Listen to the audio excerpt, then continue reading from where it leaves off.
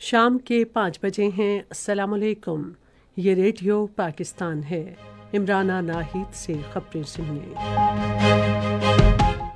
پہلے اہم خبروں کا خلاصہ۔ وزیر اعظم نے کہا ہے کہ حکومت پاکستانی کھلاڑیوں کو سہولتوں کی فراہمی کے لیے تمام ممکنہ اقدامات کر رہی ہے۔ نائب وزیر اعظم نے معاشی سفارتکاری کے ذریعے قومی مفادات کو فروغ دینے پر زور دیا ہے۔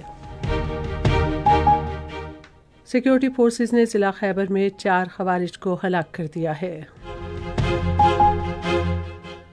کنٹرول لائن کے دونوں جانب اور دنیا بھر میں کشمیری کل بھارت کا یوم جمہوریہ یوم سیاہ کے طور پر منائیں گے۔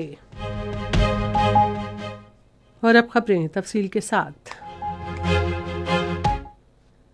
وزیر اعظم شہباز شریف نے کہا ہے کہ حکومت کھلاڑیوں کو ضروری سہولتیں فراہم کرنے کے لیے تمام ممکنہ اقدامات کر رہی ہے۔ انہوں نے اسلام آباد میں سنوکر چیمپئن محمد آصف سے ملاقات میں کہا کہ نوجوان ایتھلیٹ دنیا بھر میں اپنی صلاحیتوں کا مظاہرہ کر کے ملک کا نام روشن کر رہے ہیں۔ وزیر اعظم نے حال ہی میں سری لنکا میں کھیلی جانے والی سارک سنوکر چیمپئن شپ میں کامیابی پر محمد آصف کو مبارکباد دی اور انہیں 25 لاکھ روپے کا انعامی چیک پیش کیا۔ شہباز شریف نے کہا کہ 3 مرتبہ عالمی امیچر سنوکر چیمپئن شپ اور 3 مرتبہ سارک سنوکر چیمپئن شپ جیت کر محمد آصف نے عالمی سطح پر اپنی صلاحیتوں کا لوہا منوایا، جو پاکستان کے لیے باعث افتخار ہے۔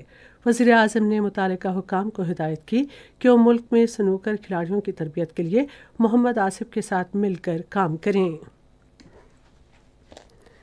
نائب وزیر اعظم اور وزیر خارجہ محمد اسحاق ڈار نے معاشی سفارتکاری اور دو طرفہ تعلقات کو بہتر بنانے کے ذریعے ملک کے قومی مفادات کو فروغ دینے پر زور دیا ہے۔ وہ آج اسلام آباد میں نامزد سفیروں اور قونصلر جنرلوں سے خطاب کر رہے تھے۔ اسحاق ڈار نے ملک کی حقیقی صلاحیتوں کو اجاگر کرنے کے لیے پاکستانیت کو ہر سطح پر فروغ دینے پر زور دیا۔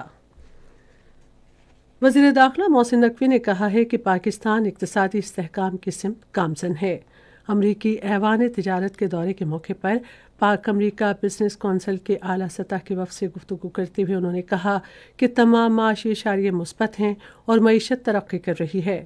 انہوں نے کونسل کو پاکستان میں سرمایہ کاری کے پرکشش مواقع سے استفادہ کرنے کی دعوت بھی دی۔ وزیر داخلہ نے امریکی سرمایہ کاروں کو پاکستان کے کان کنی اور آئی ٹی کے شعبوں میں سرمایہ کاری کی بھی پیشکش کی۔ انہوں نے مزید کہا کہ پاک امریکہ بزنس کونسل پاکستان میں موجود سرمایہ کاری کے وسیع مواقع سے فائدہ اٹھا سکتی ہے۔ سربراہ کشمیر اور گلگت بلتستان کے امور کے وفاقی وزیر انجینئر امیر مقام نے پیسکو سے کہا ہے کہ وہ بجلی کی لوڈ شیڈنگ کے خاتمے کے لیے فوری اقدامات کرے۔ انہوں نے آج پشاور میں پیسکو کے ایک اجلاس کی صدارت کرتے ہوئے حکام کو خیبر پختونخوا کے مختلف علاقوں میں ترسیلی لائن کے مسائل بلا تاخیر حل کرنے کی ہدایت کی۔ انہوں نے اس امر پر زور دیا کہ حکومت کا ہدف ہر سطح پر عوام کو سہولتیں فراہم کرنا ہے۔ وفاقی وزیر نے عملے کی کمی اور دیگر چیلنجز سے نمٹنے کے لیے ذیلی کمیٹی کی سفارشات پر عمل درآمد کرنے کی بھی ہدایت کی۔ صوبہ خیبر پختونخوا کے ضلع خیبر کے عمومی علاقے باغ میں سیکیورٹی فورسز نے خفیہ اطلاعات کی بنیاد پر کارروائی کر کے 4 خوارج کو جہنم واصل کر دیا ہے۔ سیکیورٹی فورسز نے خوارج کی موجودگی کا پتہ لگا کر مؤثر کارروائی کی، جس کے نتیجے میں خوارج کے سرغنہ عزیز الرحمان عرف قاری اسماعیل اور مخلص سمیت 4 خوارج ہلاک اور 2 زخمی ہو گئے۔ ہلاک ہونے والے خوارج کے قبضے سے ہتھیار اور گولہ بارود بھی برآمد ہوا۔ سیکیورٹی فورسز ملک سے دہشت گردی کے ناسور کے خاتمے کے لیے پرعزم ہیں۔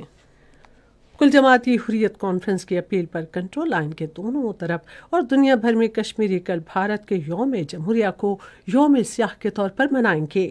کشمیر لبریشن کمیشن، حریت تنظیمیں، آزادی پسند تنظیمیں اور مذہبی جماعتیں ضلعی اور تحصیل کی سطح پر احتجاجی ریلیوں اور مظاہروں کا انعقاد کریں گی۔ سعودی عرب نے شام پر پابندیوں کے خاتمے کے لیے امریکہ کے ساتھ مذاکرات کا آغاز کر دیا ہے۔ یہ بات سعودی وزیر خارجہ فیصل بن فرحان نے دمشق میں اپنے شامی ہم منصب اسد الشیبانی کے ساتھ ایک پریس کانفرنس کے دوران بتائی۔ فیصل بن فرحان نے شام کو بحالی اور استحکام کے لیے موقع فراہم کرنے کے لیے اس پر سے پابندیاں فوری طور پر ختم کرنے کی ضرورت پر زور دیا۔ اور اب کرکٹ۔ پاکستان کی ٹیم ملتان میں ویسٹ انڈیز کے خلاف 2 میچوں کی سیریز کے دوسرے کرکٹ ٹیسٹ کے پہلے دن آج کھیل ختم ہونے تک اپنی پہلی اننگز میں 154 رنز بنا کر آؤٹ ہو گئی۔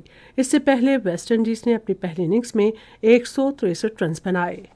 اس کے ساتھ ہی خبریں ختم ہوئیں۔ مزید خبروں اور تجزیوں کے لیے ہماری ویب سائٹ ہے radio.gov.pk اور فیس بک کے link radio Pakistan news official پر براہ راست ویڈیو اسٹریمنگ بھی ملاحظہ کیجیے۔